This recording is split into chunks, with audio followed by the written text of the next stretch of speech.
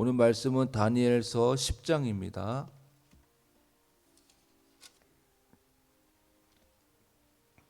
다니엘 10장 12절에서 14절, 저 한 절 여러분 한 절 같이 읽도록 하겠습니다.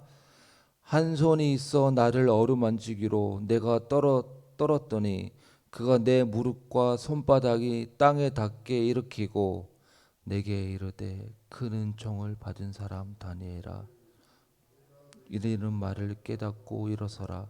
내가 내게 보내심을 받았느니라 하더라. 그가 내게 이 말을 한 후에 그가 내게 이르되 다니엘아, 두려워하지 말라. 네가 깨달으려 하여 내 하나님 앞에 스스로 겸비하게 하기로 결심하던 첫날부터 내 말이 응답받았으므로 내가 네 말로 말미암아 왔느니라. 그런데 바사 왕국의 군주가 21일 동안 나를 막았으므로 내가 거기 바사 왕국의 왕들과 머물러 있더니 가장 높은 군주 중 하나인 미가엘이 와서 나를 도와주므로. 14절은 같이 읽겠습니다. 이제 내가 마지막 날에 내 백성이 당한 일을 내게 깨닫게 하러 왔노라. 이는 이 한상이 오랜 후의 일임이라 하더라. 아멘. 네, 어제 본문에서는 다니엘이 한상을 보았고 그 한상을 보고 정신을 잃어 쓰러진 장면을 보았습니다.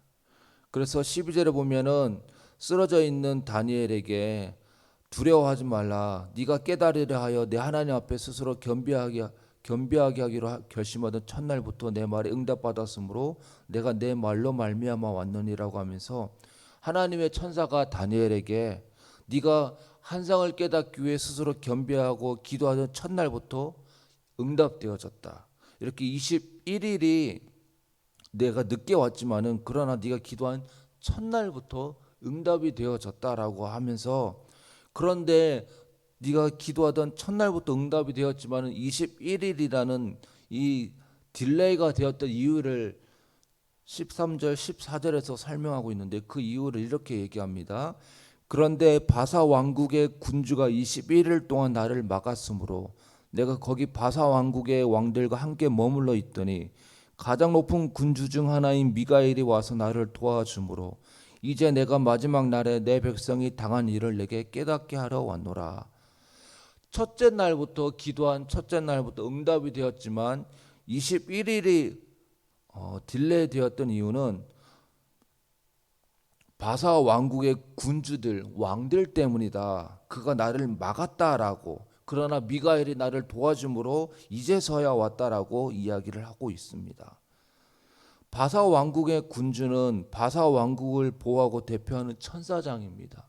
그래서 이 바사 왕국이 있고 그가 그 자신의 지혜와 경험으로 바사 왕국을 통치하고 다스릴 것인데, 그러나 그의 통치와 결정과 다스림 이후에 배후의 세력에 그를 조종하는 악한 영, 천사가 있었다라는 것이죠.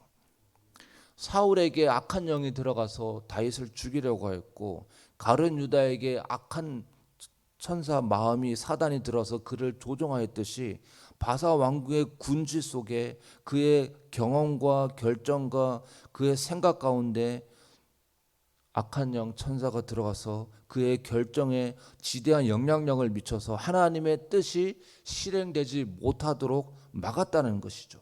그러나 천사장 미가엘이 와서 나를 도와줌으로 네가 기도한 첫날에 응답되었지만은 이제서야 왔다라고 하면서 이 보이지 않는 세계 가운데 그냥 단순히 보이는 세계가 아닌 그 너머에 미가엘이 있고 또 이 다니엘이 한상 가운데 보고 있는 이 천사가 있고, 그 다음에 이 천사가 하나님의 뜻을 다니엘에게 전달하려고 했는데 21일 동안 연기된 것은 바사 왕국의 그 배후에 있는 악한 영들이 있었다는 것을 우리는 보게 되었습니다. 그래서 겉으로 드러나는 대립이지만은 그 너머에는 보이지 않는 곳에서의 싸움이 있었다라고 얘기를 합니다. 보이는 것이 전부가 아니라 보이지 않는 영적 전쟁이 있었기 때문에 네가 기도한 첫날부터 응답되었지만은 이제야 왔다라고 그 이유를 설명하고 있습니다.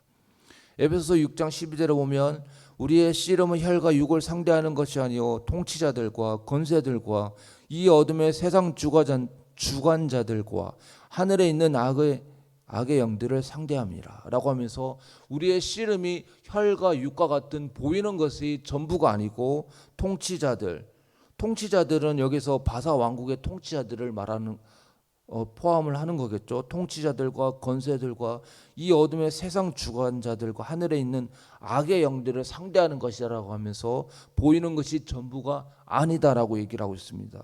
또 바울은 고린도후서 10장 3절 4절에서 우리가 육신으로 행하나 육신에 따라 싸우지 아니하노니 우리의 싸우는 무기는 육신에 속한 것이 아니요 오직 어떠한 견고한 진도 무너뜨리는 하나님의 능력이라 모든 이론을 무너뜨리며 우리가 육신대로 살아가고 육신대로 행하지만은 육신에 따라 싸우는 것이 아니라 우리의 무기는 육신에 속한 것이 아니다라고 하면서 우리가 단순히 어떤 그 사람과 상대하는 것이 아니라 그 사람 상대 너머에 있는 세력과의 싸움이 있다라고 하면서 그 진을 무너뜨리는 하나님의 능력이 필요하다.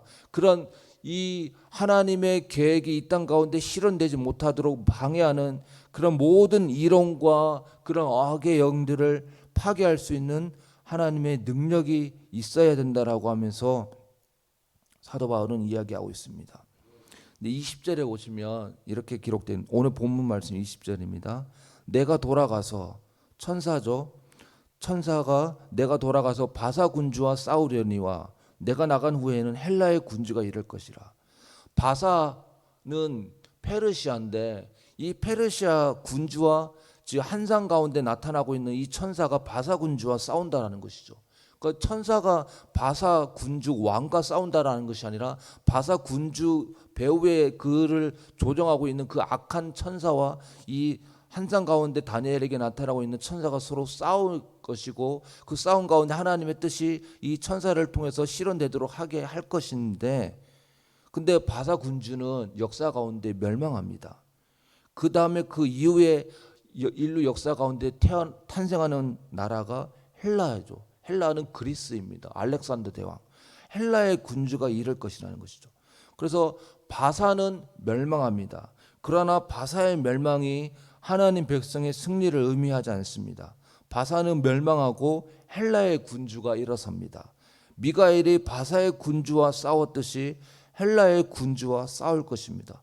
그래서 바사 군주가 있었고 헬라의 군주가 있었고 바사 군주와 천사가 싸워서 하나님의 그 천사가 이겨서 하나님의 뜻이 실현되었던 것처럼 그래서 하나님의 백성이 궁극적으로 승리한 것 같지만은 그것이 끝이 아니라 그 이후에 일어나는 나라 헬라의 군주가 일어날 것이고 하나님의 천사장 미가엘과 또 천사는 또 하나님의 뜻이 이 땅 가운데 실현되도록 헬라의 군주가 또 싸울 것이라는 거예요.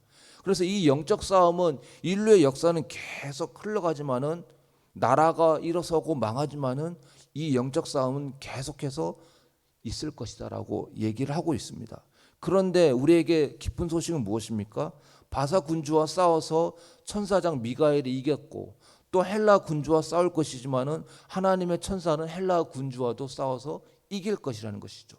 그리고 오늘 이 다니엘의 한상 가운데 네가 기도한 첫날부터 응답되었지만은 21일이 딜레이 되긴 했지만은 어쨌든 하나님의 천사를 통해서 하나님의 뜻이 전달되어졌고 하나님의 뜻이 실현되어진다라는 것이죠. 이 말은 하나님의 뜻이 잠깐은 딜레이 되지만은 어쨌든 간에 하나님의 뜻은 반드시 실현된다라는 것입니다. 이 의미는 우리는 영적 싸움을 싸우지만은 이미 승리한 싸움을 싸우고 있다라는 사실입니다. 그렇기 때문에 우리는 우리의 대장 되신 예수님을 바라보며 저 높은 곳을 향하여 갈 때까지 이 영적 싸움을 계속해야 합니다. 그러나 이 영적 싸움은 우리의 싸움이 아니요 우리 안에 계신 예수님을 통한 싸움이고 우리 안에 계신 성령님을 통한 싸움이기 때문에 싸움이고 그리고 우리는 결과적으로는 승리한다라는 사실을 꼭 기억하시기 바랍니다. 기도하겠습니다. 사랑하는 하나님 아버지, 다니엘의 한상과 이 의미들을 보면서 이 보이는 것이 전부가 아니라 그 너머에 있는 영적 싸움이 있음을 우리는 보게 되어졌습니다. 하나님, 우리가 그 보이는 것으로 모든 것을 판단하고 생각하지 않고 보이지 않는 너머에 영적 싸움이 있음을 기억하고 우리가 영적으로 민감하고 성령 충만하여서 이 모든 악한 영의 싸움에 우리의 힘으로 우리의 지혜로 감당할 수 없사오니 주님의 능력을 의지하며 이 싸움에서 승리하며 승리의 계가를 부르며 승리의 깃발을 높이 올려 드릴 수 있는 우리 모두가 다 되어지게 하여 주시옵소서. 이 모든 말씀 예수 그리스도의 이름으로 기도합나이다. 아멘.